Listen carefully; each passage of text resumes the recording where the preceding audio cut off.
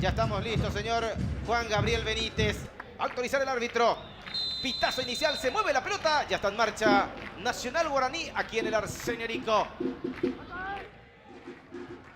Ojo con Barrientos, va a cruzar, viene el centro, pelota para Merlini, Bobadilla va a rematar, disparó. ¡Gol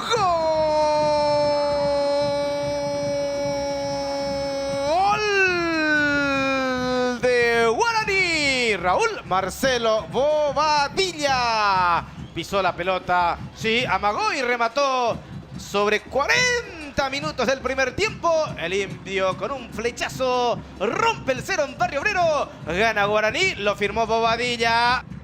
Allí está Julián, lanza la pelota para Néstor Jiménez, tomado por la marca de Dávalos, mete por el medio, Romaña no puede, cabezazo, poste. ¡Gol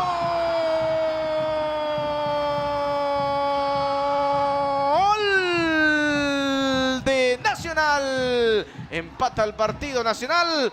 Saracho o Leo Villagra, el poste, después el arquero y en su afán de sostener, suelta el balón y la pelota se mete adentro. Empata Nacional, 43 minutos. Saracho dice, yo marqué, 1-1 está el partido.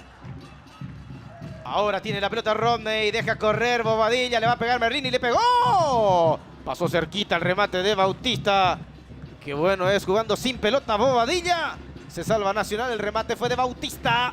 Ahí está Merlini, va a correr Redes. Ya corrió Redes, la pelota para Miguel Benítez, ganó Benítez, ojo con Benítez, le va a pegar Benítez. Benítez le da el remate para Redes. ¡Gol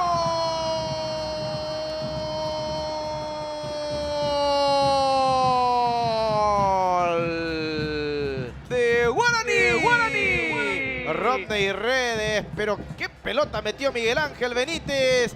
Adentro gana Guaraní 2-1, 43 minutos. Tiro libre para la Academia. Arriba el balón. Le buscan al Memo. Se va quedando con la pelota. Memo remató. Salvada de Baba. Estaba el empate de Guillermo Beltrán. Baba salva a Guaraní. Julián recupera la pelota otra vez. Terminó el partido. Fue triunfo de Legendario.